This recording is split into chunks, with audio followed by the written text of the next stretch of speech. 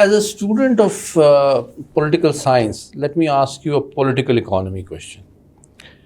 Pakistan is a post-colonial state which came into existence around 78 years ago. Uh, the nature of constitution, the distribution of power and resources between center and provinces is similar in different provinces.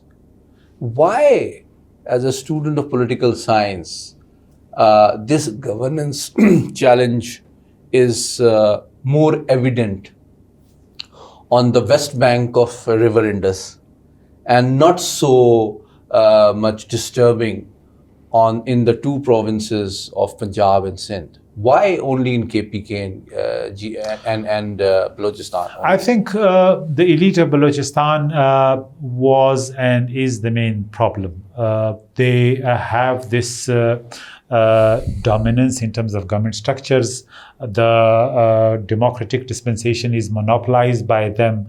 They are what we call it electables. So they control the pillars of power. They come, they become minister, then the next generation, and then the next generation. That's what we see Balochistan in terms of the political leadership. So they don't allow reforms based on demographics, based on structures, based on the new demand of the era, and they want to be as archaic as they can think of, so that they continue with the vested interest that they have developed it and the constituencies that which serve them to grab this power. So this grab and monopoly over this power structure need to be broken. This is why we see disenchantment who will break it and disconnect. And how it will be broken? I think no politician can think of beyond elections, beyond public opinion, beyond his constituency. It is the state that has to intervene at some stage and say enough is enough. We need 21st century reforms.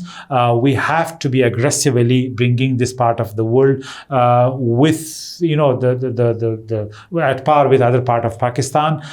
It cannot be a backwater. It cannot be handed over to few feudal lords or few tribal lords who would determine the fate of the people, and we cannot just allow people to remain disconnected with the state, i.e. the government of the province. This is why I believe that the state has to have a 21st century reforms enacted in Balochistan so that it is ready for this transformation, which is going to be not only economic but also social and political, so that we remove all local drivers that sustain deprivation, that sustain misgovernance, that sustain deprivation, and that sustain bureaucratic dysfunction.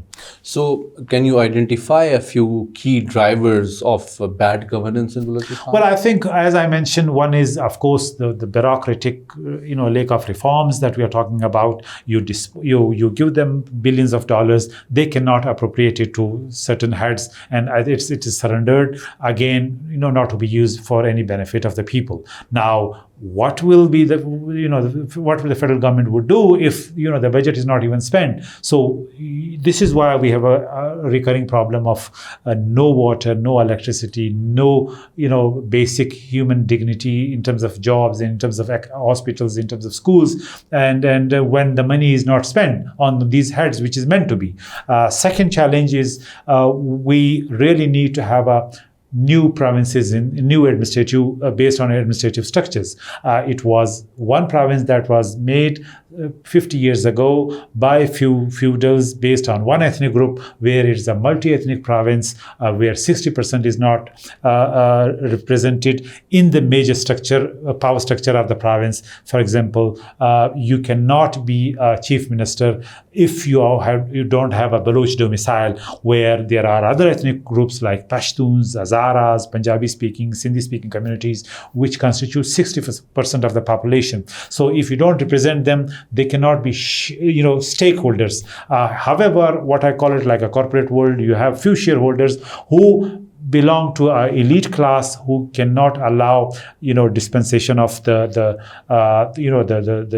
equitable distribution of resources. So you don't have attraction down at the grassroots level, and you've got a problem.